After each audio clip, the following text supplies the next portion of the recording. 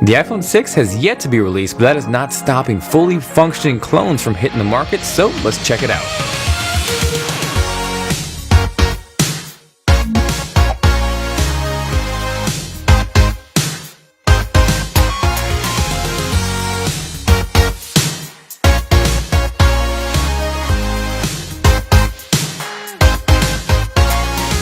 Hey guys, Jonathan here with TLD. Hope you guys are doing well. I am back with a very interesting unboxing to say the least. As many of you guys are aware, we're still about a month, maybe two away from the release of Apple's upcoming iPhone 6, but right here in front of me, I have a fully functional iPhone 6 clone that even says iPhone 6 right smack on the box. Just gotta give it a little shake and bake because this box is fighting me on getting it open, but I really found this interesting because if anybody has seen my good buddy Michael's The Detroit Borgs unboxing, his actually came in an iPhone 5 box, so I was pretty surprised when I saw iPhone 6 stamped on the side. So, taking a look at the back, you can see it's very consistent in terms of what we've seen so far compared against the dummy mock-ups that leaked earlier this year, the big difference here being obviously it turns on and it functions. So because of those similarities and a few production parts that have leaked recently, I think it's fairly safe to say that this is essentially what the iPhone 6 will look like, give or take. I also just received a handful of iPhone 6 cases from Spigen, which may or may not add credibility to the whole leak and mock-up design, but regardless, if you guys are interested in checking those out, let me know by hitting that like button.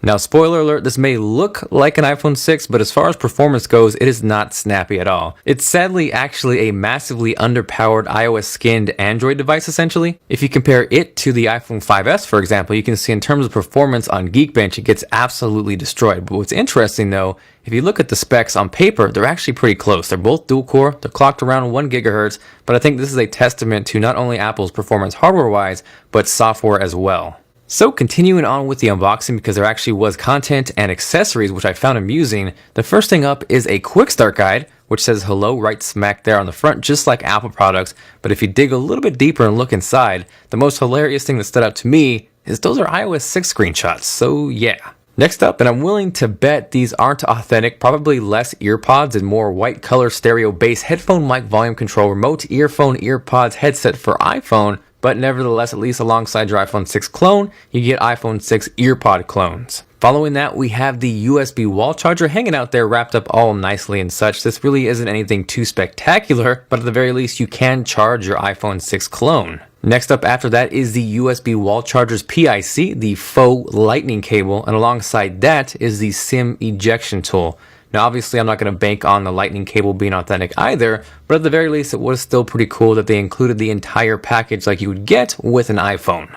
So now that we've blasted through the unboxing portion, we can dive in and dig a little bit deeper into the clone. I think obviously the biggest noticeable difference aside from the screen size increase is the complete aesthetic change from the iPhone 5S. No longer on the back side will we see those glass portions on the top and the bottom like the iPhone 5S. That will be replaced by what I would assume to be aluminum by the final production model. That is kind of sectioned off by the dual line design on the top and the bottom where presumably the antennas would go, but I think that kind of makes the iPhone 6 design look eerily similar to the HTC One M8, and if you agree or disagree, let me know with a comment down below. One thing I do want to point out that I do not like, and it's been consistent across the dummy mock-ups, is the fact that the camera on the back side of the iPhone 6 clone pops up. So to me, that would make it very vulnerable to scratches, something similar to the iPod Touch. I know it's probably going to be sapphire coated, but at the very least, why would you want to increase chances of damaging one of the most important pieces on your phone? You can also see different aside from the iPhone 5S, the Apple logo on the iPhone 6 clone is actually indented and recessed in there, much like we saw on the iPad mini with Retina display and iPad Air.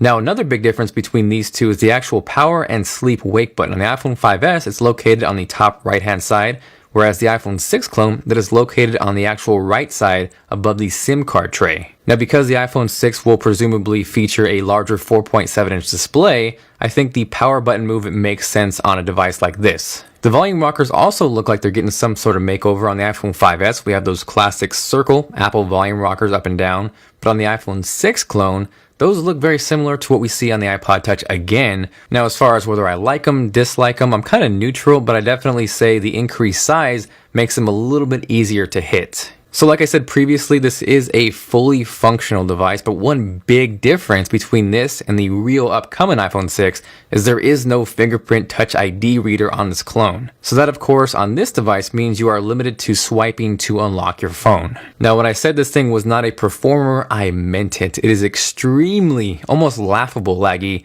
And I almost want to go out kind of your average consumer style and go kind of bring this to people out in public and kind of get their feelings on how it performs. Maybe even see if they notice the apparent lag compared to a current iPhone or even Android device. And if that's something you want to see, definitely let me know. So like I also previously talked about, this essentially is an iOS skinned Android device, and bits and pieces of Android creep out here and there. For example, if you hold down the home button, normally where you would get Siri on an iPhone, on this you get Google Now, which to me is a kind of an upgrade, and I would prefer if I could do that on an actual iPhone. One thing I did notice, and again if you did watch Detroit Borg's video, it is extremely hard to access the control center on this iPhone 6 clone. Sometimes it almost feels impossible, but I actually got it down almost to a science where if you hold your thumb right there between the bezel and the screen, and then you slide up, you can kind of feel it vibrate, and then you can nail it every single time. Now I know I'm going to get tons of questions of where can I buy this, and I want to tell you with a giant warning sign, do not buy this for anything more than purely entertainment. This particular one you can pick up on Chinese websites from anywhere from 160 to 200 bucks. I know as of August 1st, Goophone will be releasing their clone version of the iPhone 6. But honestly, as you can see from performance, you're not getting anything that you would really want on an iPhone. And at this price, for a little bit more, you can get a Nexus 5. Or if you can find it, you can get something like the OnePlus One, which is going to absolutely destroy this in performance and overall just usability. I did get a chance to do a little bit of gaming on this iPhone 6 clone, and it wasn't as bad or as terrible as I would have imagined, but the actual touch screen wasn't really responsive, and it kind of hindered the gameplay and overall enjoyment at times. Regardless, it did give me insights and a better look of what the 4.7-inch iPhone 6 will look like. I do really enjoy watching movies and media on a screen size like this. Honestly, my ideal screen size is anywhere between 4.7 and 5.1 inches. So as far as that goes, that is making me look forward to the actual iPhone 6. Now, in case anyone's curious, that right there is the Shield, and I've always been wanting to watch the series. I've heard great things, big fan of Kurt Sutter. Hadn't really made the plunge to buy any DVD sets or buy it online, but I actually recently started catching up and I'm able to watch the entire series with Hulu Plus. I'm sure a lot of you guys are familiar with Hulu, but Hulu Plus is like jumping from that super small 4-inch iPhone 5S display to the upcoming 4.7-inch iPhone 6 display. Also, if you guys weren't aware, in addition to watching shows at your pace, they actually just inked a deal to stream the entire library of South Park, including new episodes. Obviously, it works on your computer, but it also works on your Xbox, your smart TV, your Apple TV, your Roku, and obviously an iPhone 6 clone. Now, this is only $7.99 a month, but for TLD fans, you guys can actually get an extended 14-day free trial by heading over to huluplus.com/TLD. By using that link, it helps the channel out. You guys get an awesome deal and everybody wins. So hopefully you guys enjoyed the video. If you did and you are feeling like being awesome, make sure to hit that like button. It is much appreciated. And of course, in return, you get a virtual high five at your face. After seeing this, are you excited or not excited for the upcoming iPhone 6? Let me know with a comment down below. If you guys have any questions, of course, drop me a line. I do try to reply to as many YouTube comments as possible, but it does get a little bit messy. So the absolute best way to get in contact with me is on Twitter at TLD Today, which is linked below, along with all the gear that I use to make these videos. Aside from that, again, this is Jonathan, and I will see you guys later.